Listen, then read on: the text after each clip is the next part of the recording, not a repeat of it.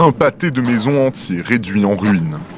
Dans la nuit du Nouvel An, l'armée israélienne a bombardé ces immeubles de Jabalia dans le nord de la bande de Gaza. Ses habitants ont frôlé la mort après avoir été réveillés en sursaut.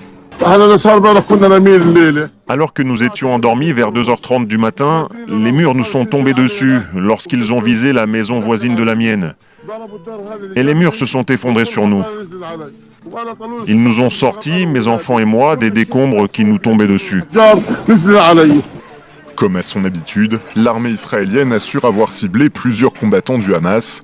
Depuis près de 3 mois, elle mène une offensive dans le nord de Gaza, destinée selon elle à empêcher des cellules du mouvement islamiste de s'y regrouper. Les secours gazaouis ont également signalé des frappes sur un camp de déplacés du centre du territoire et à Khan Younes, dans le sud. Ces derniers jours, le Hamas lance des roquettes en direction d'Israël qui ne font aucun blessé, ce qui n'empêche pas le ministre de la Défense de hausser le ton.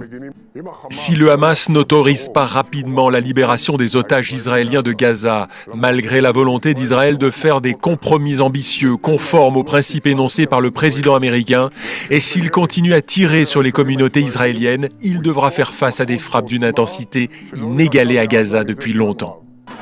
D'après le Bureau palestinien des statistiques, la bande de Gaza a perdu 6% de sa population depuis le début de la guerre en octobre 2023.